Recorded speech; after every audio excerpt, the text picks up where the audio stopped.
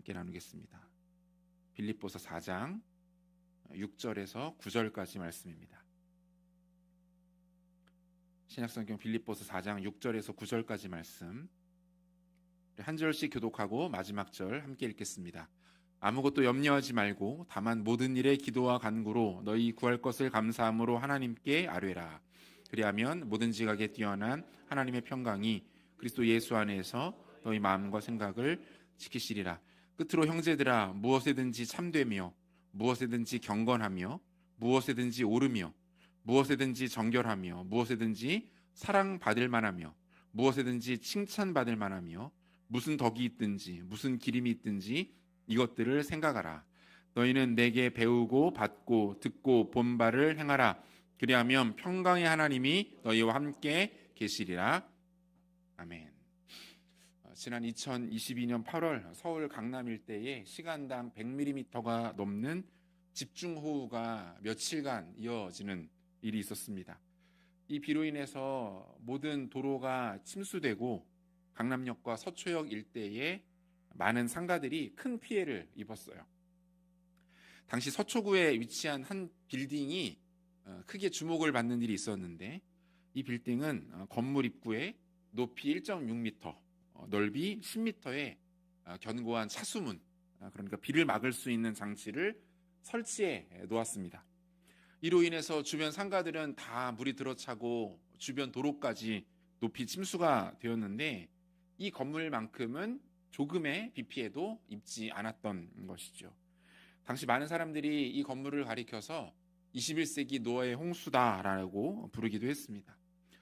이 빌딩이 알고 봤더니 1994년에 지어진 아주 오래된 건물이었습니다. 지하 5층, 지상 17층짜리 건물이었는데, 건물주는 당시에도 이 지역의 비 피해가 종종 일어나는 것을 보고는 건물을 지을 당시부터 이 차수문을 설치해 놓았다고 합니다. 이분이 어떤 분인지는 잘 모르겠지만 참 지혜로운 분이다라는 생각이 듭니다. 당시에는 이것을 설치하는 것이 비용이 들어가고 굳이 필요하겠는가라는 생각도 들었겠지만, 이 문을 설치해 놓은 것으로 인하여서 지금까지 막아낸 피해 규모, 고생하지 않은 것을 생각해 본다면 그 가치는 비교할 것이 못 될 것입니다. 사랑하는 성도 여러분, 우리의 영혼에도, 우리의 심령에도 이와 같은 영혼의 차수문이 반드시 필요합니다. 구원받은 신자에게 세상의 수많은 가치와 죄의 유혹, 그리고 마귀의 공격이 홍수와 같이 밀려오기 때문에 그렇습니다. 이러한 위험은 늘 신자들을 노리고 있습니다. 그것이 언제 어떻게 거대한 쓰나미를 이루어서 우리에게 밀려 들어올지 우리가 알 수가 없는 거예요. 이러한 공격을 우리의 힘으로만 막아내는 것 또한 불가능한 일입니다. 그러므로 대비가 필요합니다. 철저한 방어가, 준비가 필요합니다. 영혼의 차수문, 원수마귀의 쓰나미가 밀려올 것을 미리 대비하여 영혼의 차수문이 우리의 심령과 우리의 마음 가운데 늘 준비가 되어 있어야 한다라는 말입니다. 바울은 빌립보서를 마무리하는 과정에서 가장 중요하고 실제적인 내용에 대해서 권면하고 있습니다. 그것은 무엇입니까? 바로 앞으로 교회와 신자들에게 거세게 다가오게 될 이 영적 공격을 막아내는 방법에 대해서 설명하고 있어요. 오늘의 본문 바로 앞에서 살폈던 것처럼 마귀가 신자들에게 가장 빈번하게 사용하는 방식은 무엇입니까? 근심과 걱정입니다. 염려와 불안이에요. 우리가 실제로 그렇죠. 벌어지지 않을 일에 대하여 굳이 상상해서 염려를 합니다. 아직 발생하지 않은 일에 대해서 미리 걱정을 하고, 실제로 벌어진다 하더라도 그다지 위험하지 않을 일에 대해서 과장해서 근심을 합니다. 한마디로 인간은 어떤 존재인가? 의미 없고 쓸데없는 염려를 평생 짊어지고 살아가는 존재가 바로 연약한 우리들이라는 거예요. 문제는 이 과정에서 우리의 영혼이 극도로 약화된다라는 겁니다. 쇠약해져요. 하나님의 말씀을 신뢰하지 않게 됩니다. 그리고 믿음이 떨어집니다. 영혼이 낙담되고 몸과 마음이 피폐해지는 것이죠. 심지어 이러한 이어지는 염려와 근심, 걱정으로 인해서 신앙을 잃게 되고 결정적으로 하나님을 떠나가는 일들도 심심치 않게 발생하게 됩니다.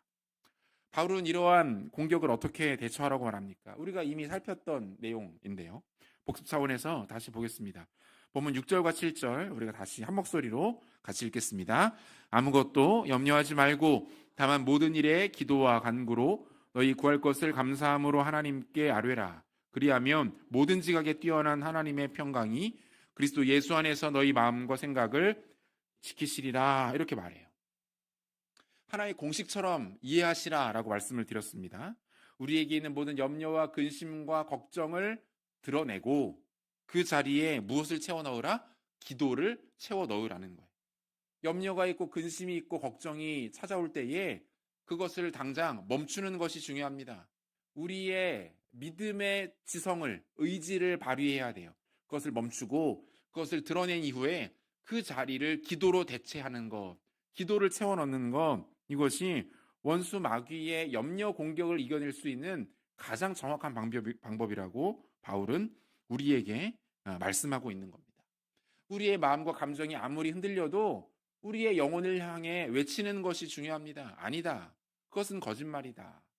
감정과 우리의 정서는 잠깐일 뿐이지만 하나님의 말씀과 진리는 영원하다라는 사실을 우리의 영혼 스스로에게 끊임없이 가르쳐주고 선포할 필요가 있다라는 거예요. 그리고 그 즉시 하나님 앞에 기도하는 것이 필요하다는 것이죠.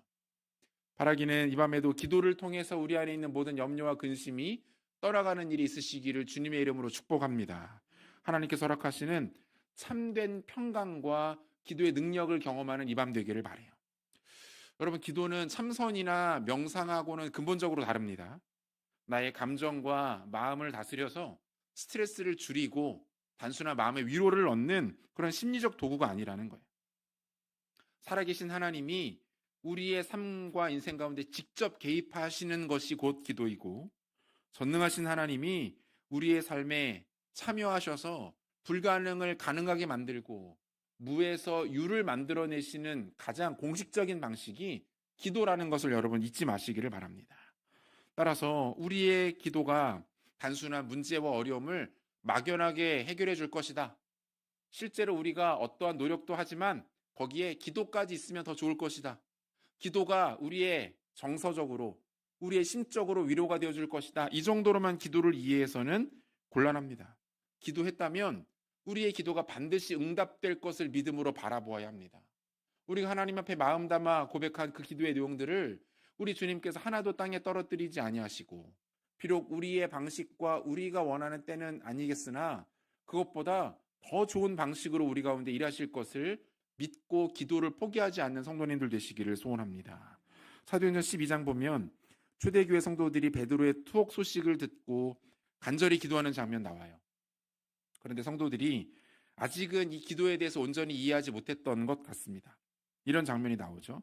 사도행전 12장 13절에서 16절까지를 보니까 베드로가 대문을 두드린데 로데라 하는 여자아이가 영접하러 나왔다가 베드로의 음성인 줄 알고 기뻐하여 문을 미쳐 열지 못하고 달려 들어가 말하되 베드로가 대문 밖에 섰더라 하니 그들이 말하되 내가 미쳤다 하나 여자아이는 힘써 말하되 참말이라 하니 그들이 말하되 그러면 그의 천사라 하더라. 베드로가 문 두드리기를 그치지 아니하니 그들이 문을 열어 베드로를 보고 놀라는지라. 이게 지금 어떤 내용이에요? 성도들이 베드로의 석방을 위해서 간절히 기도해요. 그가 감옥에 갇혔다는 이야기를 듣고 하나님 빼내 주십시오. 하나님 구해 주십시오. 간절하게 기도했어요. 그리고 그 기도가 응답됩니다. 신자들의 기도를 통해서 베드로가 옥문이 열리고 나오게 되죠. 그런데 베드로가 문 밖에 서 있다는 말을 이들이 믿지를 못하는 거예요. 심지어 베드로를 보고 놀랐다 이렇게 돼 있어요. 자기들이 실컷 기도해놓고 진짜로 이런 일이 벌어지다니 이렇게 반응하고 있는 거예요. 사랑하는 성도 여러분, 여러분들이 하나님 앞에 전심으로 마음을 쏟아 하나님께 기도했다면 그 기도가 반드시 응답된다라는 것을 믿으시기를 바랍니다. 우리가 믿지 아니하는 우리 가족들, 우리의 자녀들, 우리의 이웃들 위해서 쉬지 말고 지치지 말고 기도하라고 말씀드리는 이유가 여기에 있습니다. 기도하면 반드시 돌아옵니다. 기도하면 하나님이 그에게 믿음을 주시고 사건을 허락하시고 계기를 만들어 주셔서 우리가 품고 기도하는 그 영혼들이 예수님을 만나서 생명을 얻고 복음으로 돌아오는 일들이 반드시 일어날 줄로 믿으시기를 바랍니다. 기도가 능력이고 하나님께서 가장 즐겨 사용하시는 방식이다라는 거 여러분 절대로 잊지 마시고 기도를 통해서 모든 영적인 공격을 막아내시고 위기 가운데 그 위기를 능히 돌파해내시는 믿음의 사람들 되시기를 소원합니다. 우리를 향한 영적인 공격에는 근심과 염려만 있는 것은 아니죠. 마귀가 교회와 성도들을 공격할 때 즐겨 사용하는 또 하나의 방식이 있는데 그것은 우리에게 신행 불일치, 그러니까 믿는 바와 행동이 일치하지 못하도록 만드는 것, 언행 불일치, 우리가 입술로 고백한 그 믿음의 내용들이 실제 우리의 삶에 자리 잡지 못하도록 만드는 것, 이것이 마귀가 사용하는 중요한 전략 중에 하나라는 거예요. 이게 뭡니까? 우리가 믿고 있는 바와 우리가 행동하는 바가 서로 모순되는 겁니다. 우리가 믿는다라고 말하고 그렇게 고백은 하는데 실제로 결정하고 선택하고 사는 모습을 보니까 그렇지가 못하다라는 거죠. 하나님을 떠난 인간에게 나타나는 가장 치명적인 문제는 악함과 약함입니다. 인간은 악하기 때문에 약해지고 약하기 때문에 동시에 악해집니다. 약함과 약함이 우리 안에 끊임없이 공존하게 되는 거예요. 그래서 어떤 일들이 벌어집니까? 말씀을 듣고 우리가 예배 자리에 와서 은혜를 받습니다. 믿음으로 살 것을 결단하고 이제부터는 말씀대로 살아야겠다 다짐을 합니다. 그런데 문제는 뭡니까? 이러한 믿음의 반응들이 우리 악함과 약함으로 인해서 오래 지속되지가 않더라는 거예요. 못하더라는 거죠. 우리를 둘러싼 환경 때문에 넘어집니다. 우리 안에 있는 욕심, 교만함, 우리 안에 있는 불안함, 이런 것들로 인하여서 말씀의 능력이 우리 가운데 실제로 행함으로 뻗어나가지 못하는 일들이 생기게 된다는 거예요. 그래서 결국 어떻습니까? 우리 주변의 사람들이, 믿지 아니하는 사람들이, 세상이 교회와 신자들을 향하여서 비난합니다. 말뿐인 사람들이다. 구호만 남아있는 교회다. 이렇게 비판을 하게 돼요. 2023년 자료인데요. 오늘날 교회와 성도들이 가지고 있는 문제는 무엇인가? 라는 질문으로 설문조사를 했습니다. 신자에게, 비신자에게 각각 이 동일한 질문을 던졌어요. 비신자들 중에서는 가장 많은 28%의 사람들이 타 종교에 대한 배타적인 태도가 문제다. 이렇게 응답을 했고, 그 다음으로 25%의 사람들이 신앙과 일상생활의 불일치라고 답했습니다. 신자들 중에서는 가장 많은 27%의 사람들이 신앙과 일상생활의 불일치라고 응답을 했습니다.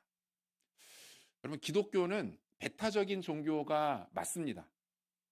세상 사람들이 기독교에 대해서 기독교는 배타적인 종교야.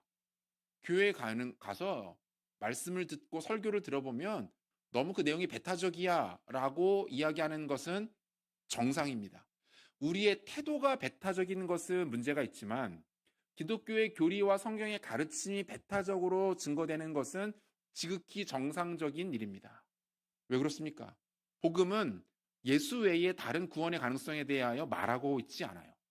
오히려 기독교가 그리고 교회가 다른 여러 가능성에 대해서 포용하고 그것들을 수용하고 인정한다면 여러분 그것은 문제가 있는 것입니다. 기독교의 가르침이 배타적이다라고 말하고 있다면 그런 이야기를 듣는다면 그것은 정상적이고 바른 모습이에요. 문제는 뭡니까? 신앙과 일상생활의 불일치. 이것에 대해서는 우리가 진지하게 생각해 볼 필요가 있다라는 것이죠. 바울이 모두 13편의 서신서를 기록했는데 13편의 서신서를 기록하면서 일관된 하나의 패턴을 가져갑니다. 서신의 전반부에는 복음에 대한 이론을 정리합니다. 일반적으로 초대교회가 이단들 그리고 이방 종교들에 의해서 공격을 참 많이 받았기 때문에 바울은 떨어져 있는 신자들에게 복음이란 무엇인지, 예수 십자가의 의미와 가치는 무엇인지, 그리고 그것이 타종교와 이단보다 더 탁월하고 뛰어나고 아름다운 이유는 무엇인지에 대하여 끊임없이 설명할 필요가 있었습니다.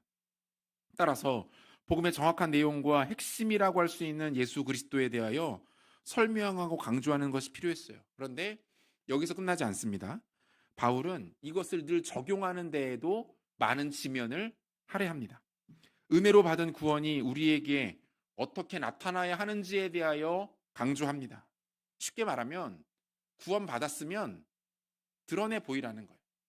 구원받았으면 그것을 말로만 떠들고 입으로만 외치는 것이 아니라 당신의 삶으로 그 가치와 능력을 드러내 보이라는 거예요. 구원의 감동이 신자의 생각과 언행 가운데 나타나야 한다라고 말합니다. 여러분, 이것은 비단 바울만의 가르침은 아닙니다. 신약만의 강조점이 아니에요. 하나님께서 시내산에서 모세에게 십계명 주시는데 그 내용에도 동일하게 이 가치가 담겨져 있어요. 뭐 10가지 계명을 우리가 다 다룰 수는 없겠지만 10가지는 두 가지로 나뉘어지죠. 첫 번째 계명부터 네 번째 계명까지는 대신 관계, 인간이 하나님을 대할 때 어떻게 해야 하는지에 대하여 가르칩니다. 다섯 번째부터 마지막 10번째까지는 대인 관계, 인간이 인간을 대하는 방식입니다. 이웃을 어떻게 사랑해야 하는지, 이웃을 어떻게 존중해야 하는지, 이웃 간에 어떻게 신자됨, 하나님 백성됨을 드러내야 하는지에 대하여 가르치고 있어요. 무엇을 말할까요? 우리 주님의 관심과 강조점이 늘 한결같았다는 거예요. 변했던 적이 없어요. 뭡니까? 은혜로 받은 구원을 실제 삶으로 드러내고 나타내 보이라는 거예요. 예수 믿고 구원받았다면 우리의 언행 심사, 우리의 말과 우리의 행동과 우리의 마음과 우리의 생각 결정이 그전과는 달라져야 한다라고 강조하고 있는 것이죠. 오늘 바울의 강조점도 여기에 나타나지 않습니까? 이것에 대하여 진지하고 깊이 있게 생각하고 이것을 단호하게 행하라라고 말합니다. 그리스도인의 변화된 삶에 대하여서 진지하고 깊게 생각하라. 당신이 예수 믿고 구원받았다면 가벼이 여기지 말아라. 그것이 당신의 삶과 영원한 운명을 어떻게 바꾸었는지 진지하고 깊이 있게 고민하고 생각하라. 그리고 그것에 대하여 행할 때는 단호하게 행동하라 라고 가르치고 있는 거예요. 바울이 말하는 이 두 가지 강조점에 대해서 조금 더 깊이 있게 한번 생각해 보도록 하겠습니다. 생각할 것은 무엇이고 행할 것은 무엇인가? 먼저 신자들이 다시 한번 생각할 것은 다름 아닌 예수 그리스도입니다. 본문 8절 상반절을 보니까 끝으로 형제들아 무엇에든지 참되며 무엇에든지 경건하며 무엇에든지 옳으며 무엇에든지 정결하며 이렇게 되어 있어요. 여러분, 바울의 이 권면 끝으로라고 시작하는 강조하는 거죠. 다 이야기했고 마지막으로 하나만 더 강조할게. 끝으로 이렇게 시작하는 거예요. 그리고 나서는 이야기하는 것은 단순히 교실에 가면 걸려있는 급훈처럼 착하게 살아라, 바르게 살아라, 정직하게 살아라 이 의미가 아니에요. 본문에서 바울이 사용하는 각각의 단어들은 모든 것이 예수 그리스도를 가리키는 표현들입니다. 그분의 성품을 나타내요. 여기서 참되다, 옳다라는 말을 다른 표현으로 바꾸면 뭐가 됩니까? 진리와 의가 됩니다. 의와 진리. 특별히 요한복음에서 이 진리라는 표현은 예수 그리스도를 직접적으로 가리키는 표현입니다. 요한이 예수님을 지칭할 때 또 다른 표현으로 바꾸어서 즐겨 사용하는데 그 표현이 바로 진리라는 표현이에요. 요한복음 4장 24절. 하나님은 영이시니 예배하는 자가 영과 진리로 예배할지니라. 우리가 매주마다 예배 시작할 때 처음으로 이 말씀 선포하고 예배드리잖아요. 여러분, 영과 진리로 예배하라라는 말은 단순히 우리가 조금 더 마음을 가다듬고 육체적인 모습이 아니라 영적인 모습으로 예배한다 이 말이 아닙니다. 여기서 영은 성령을 의미하는 것이고 진리는 참 진리 되신 예수 그리스도를 뜻하는 거예요. 단어를 바꿔서 집어넣어도 의미가 달라지지 않아요. 하나님은 영이시니 예배하는 자가 성령과 예수 그리스도를 통해서만 예배할지니라 이 말입니다. 성령으로 거듭나고 예수를 믿지 않는 사람이 예배할 수 없다는 말이에요. 예배하러 나온 모든 사람들이 성령을 의지하고 예수 보혈을 덧입고 예배 자리로 나올 때에 그 예배가 가치 있고 의미 있다라고 말씀하고 있는 거예요.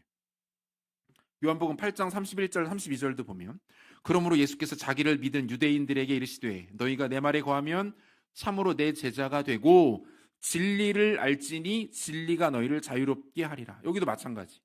너희가 내 말에 거하면 참으로 내 제자가 되고 예수를 알지니 예수가 너희를 자유롭게 하리라. 이 말입니다. 죄의 노예가 되어 있는 인간들을 진정으로 자유롭게 할 수 있는 힘이 단 하나밖에 없다는 거죠. 그게 뭡니까? 예수 그리스도. 진리 되신 예수 그리스도. 예수님이 아니시면 우리의 죄 문제가 해결되지가 않잖아요. 그러므로 예수를 알지니 예수가 너희를 자유롭게 하리라. 이 말이에요. 의라는 표현도 마찬가지죠. 의. 로마서 3장 21절 22절. 이제는 율법 외에 하나님의 한 의가 나타났으니 율법과 선지자들에게 증거를 받은 것이라. 곧 예수 그리스도를 믿음으로 말미암아 모든 믿는 자에게 미치는 하나님의 의인이 차별이 없느니라. 이렇게 되어 있어요. 이전에 절대적인 규칙은 율법이었습니다. 율법이 모든 질서를 장악했어요. 그런데 이제는 끝났다는 거예요.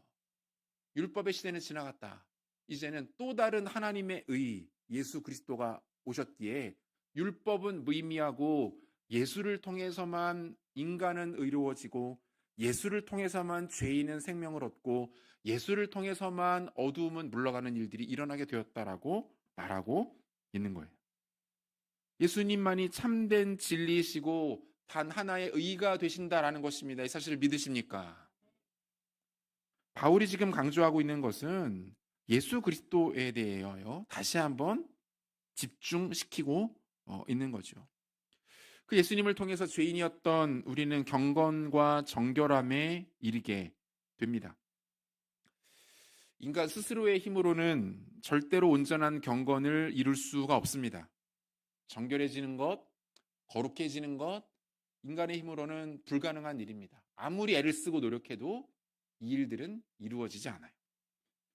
지금까지도 불교계에서는 불교를 대표하는 큰 스님으로 추앙받고 있는 성철 스님이라는 분이 있습니다. 이분이 1993년에 돌아가셨는데 아직도 한국 불교를 대표하는 상징과도 같은 그런 인물이죠. 이분이 보통 사람은 흉내조차 낼 수 없는 수행의 삶을 살았던 분입니다. 출가 후 무려 10년 동안 사람을 만나지 않고 수행만 했다고 합니다. 가족들이 찾아왔는데도 다 돌려보내고 안 만나줬대요. 16년 동안 솔잎가루와 쌀가루만 먹으면서 생활을 했고 8년 동안 눕지도 않고 앉아서만 잠을 자면서 면벽 수행을 했다고 합니다. 보통 사람 흉내도 낼 수 없는 그런 일을 오로지 불심으로 이분이 하시는 거죠. 이와 같은 평생의 철저한 수행을 통해서 금욕을 통해서 결국 이분이 깨닫게 되었던 것이 뭐였을까요? 이분이 노년에 남긴 여러 글들 그리고 특별히 마지막에 남긴 유언을 보면 이분이 결국 발견하는 것은 자신의 한계였다는 것을 알 수가 있습니다. 아, 내가 죄인이구나. 이분이 마지막으로 발견한 진리였어요. 아, 내가 죄인이구나. 그리고 자신에게는 그 문제를 극복할 힘도 능력도 가능성도 없다라는 것을 이분이 깨닫게 됩니다. 여러분, 이분 대단한 분이에요. 복음이 없이도 일반 은총의 영역만으로도 이 진리에 도달하는 것은 놀라운 일입니다. 그런데 결국 그것에 대한 해결책을 찾지 못하고 삶을 마무리하게 되는 것이죠. 너무 안타까운 일이에요. 여러분, 최근에 유행하는 수행이나 명상은 그 목적이 자신을 비우는 것에 있다라고 많이들 이야기합니다. 자신이 붙들고 있는 욕심, 어떤 집착, 부담, 그리고 그로 인한 두려움, 그로 인한 스트레스 이런 것들을 다 비워내는 거죠. 잠깐의 효과는 있을 수 있을 것 같아요. 하지만 반드시 이 방식에는 한계가 있고 심지어 치명적으로 부작용도 있습니다. 왜 그렇습니까? 여러분, 인간의 영혼은 결코 진공 상태를 허락하지 않습니다. 무슨 말이냐면 우리의 영혼 안에 우리의 영혼이 주인 없이 비어있는 상태가 존재하지 않는다라는 거예요. 깊은 명상과 수행을 통해서 자신을 비워냅니다. 자아를 다 드러내요. 그러면 비어있습니까? 아니에요. 그 자리에 반드시 다른 무엇이 자리하게 되어 있고 그 빈 공간에 마귀가 강력하게 역사하는 일들이 엄청나게 많이 있다는 거예요. 그래서 비우는 것은 중요하지 않아요. 비우는 것보다 더 중요한 건 채우는 것입니다. 무엇으로 우리의 내면을 채우는가? 예수 그리스도와 성령으로만 우리의 영혼이 채워져야 되는 줄로 믿습니다. 우리의 마음과 영혼의 그 자리에 복음과 성령이 채워져야 하고 그런 일들이 일어날 때 어떤 일들이 벌어지게 된다라고 말합니까? 계속해서 보면 8절 하반절을 보면 무엇에든지 사랑받을 만하며 무엇에든지 칭찬받을 만하며 무슨 덕이 있든지 무슨 기림이 있든지 이것들을 생각하라. 이렇게 돼 있어요. 정리를 한번 해보시죠. 우리의 영혼에 세상의 유혹, 마귀의 공격, 수많은 영적 쓰나미가 몰려옵니다. 그것을 막아낼 영혼의 방벽이 필요한데 그 첫 번째가 기도라고 말씀드렸어요. 두 번째가 생각이에요. 생각. 우리의 생각을 통해서 영혼의 방벽을 세워야 하는데 그 생각의 중심에는 예수 그리스도가 있어야 합니다. 예수를 생각하고 예수를 묵상하고 예수님을 바라볼 때 우리에게 진정한 힘과 소망이 생겨나게 되는 거죠. 그리고 이 생각들은 단순히 생각으로만 끝나는 것이 아니라 실제의 우리의 삶을 변화시켜 준다는 거예요. 예수를 생각하고 예수로 우리의 삶을 채우면 그것이 실제로 우리의 삶을 변화시킨다라고 말씀하고 있는 거예요.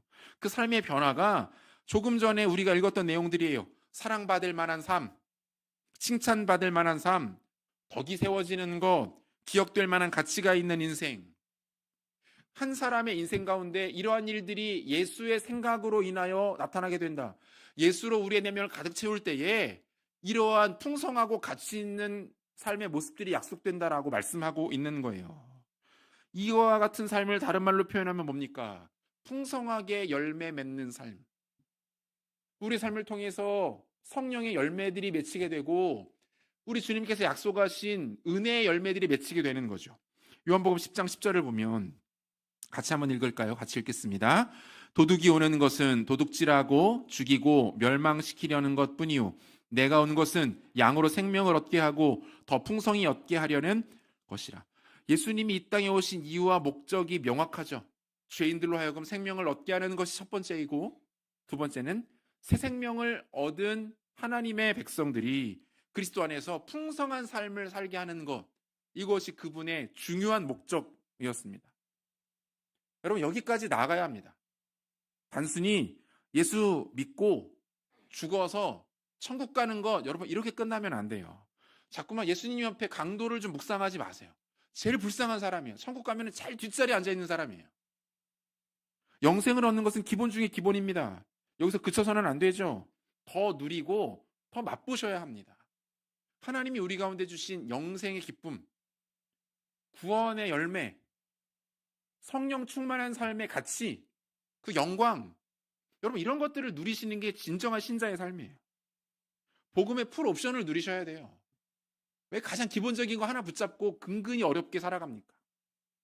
우리의 삶과 가정 가운데 교회와 모든 관계 속에서 사랑받음이 있고 칭찬을 나누고 삶 속에서 덕이 세워지고 기념하고 기억할 만한 인생을 복음 안에서 만들어 가시기를 주님의 이름으로 축원합니다. 여러분, 복음이 우리에게 약속하고 있는 것들이 왜 이런 것들을 방치합니까?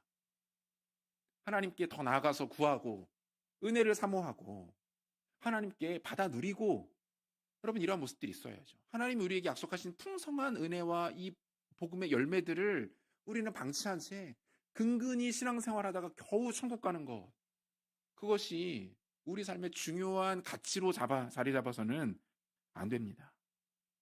신앙생활에 기쁨이 있어야죠. 교회 생활하고 섬기는데 감격이 있어야죠. 열매가 있어야죠.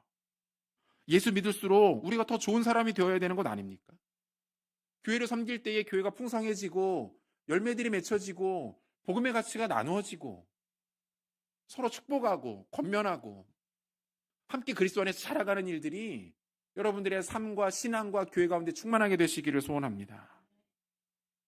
여러분, 이게 바로 복음의 능력이에요. 단순히 경제적으로 좀 잘 살게 되는 것, 자녀가 좀 좋은 학교고 좋은 직장 취업하는 것, 여러분 그거 아무것도 아니에요.